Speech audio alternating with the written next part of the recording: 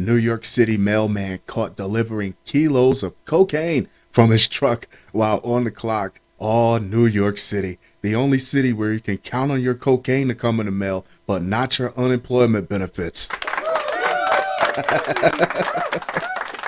Through rain and sleet, they'll deliver the snow. Isn't that the post carrier's motto? A Brooklyn mailman was caught making special deliveries, kilos of cocaine on the clock, authorities said. Letter carrier Zarwardy Lewis, 35, was charged with drug distribution in Brooklyn federal court on Friday after the United States Postal Service's Office of Inspector General said he delivered at least 3 packages of cocaine to addresses across Brooklyn in December. Unfortunately for the rest of us on the East Coast, we didn't get a flurry for Christmas, but this guy made sure there was a blizzard in Brooklyn.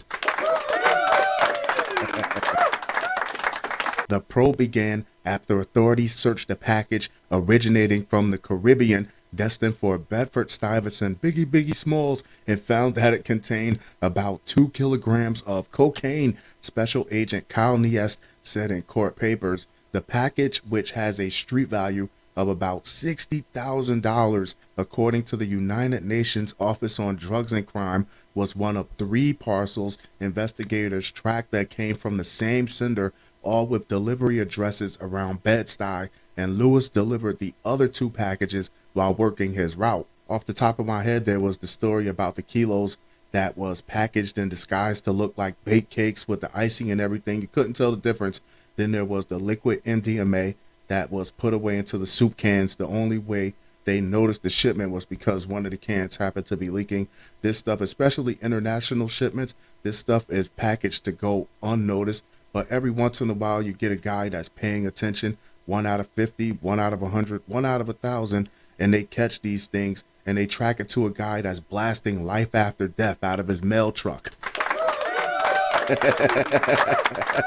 Every time Lewis dropped off one of the parcels, he received $500 electronic payments from a woman named Evangeline Neary. According to court papers, investigators began conducting surveillance on Lewis and witnessed him making another alleged cocaine drop from his mail truck at Atlantic Terminal Mall in Fort Greene on January 26, Niest wrote, Brooklyn's very own Boston George. $500 seems like a lowball number to put your federal job on the line to commit a federal crime. And with wire transfers, it's almost like writing your name in stone because they can track the money. There, investigators watched Neary, 45, of the Bronx, give Lewis an empty plastic bag before going into the mall. Niest testified, was the mall even on his mail route?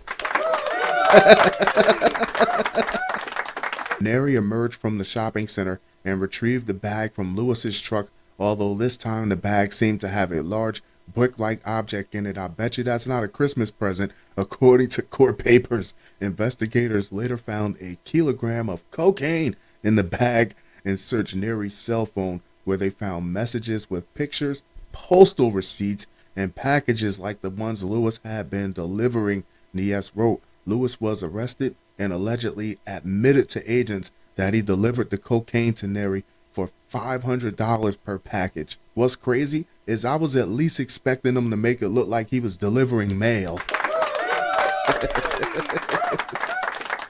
At least use your job as a disguise. He was just out there hand-to-hand Pablo Escobaring it. Both Neary and Lewis have been charged with cocaine distribution in connection with the scheme.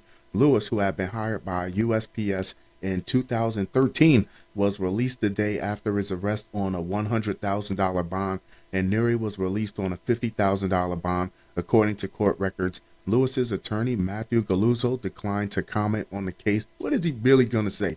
Neary could not be reached for comment. What is she really going to say?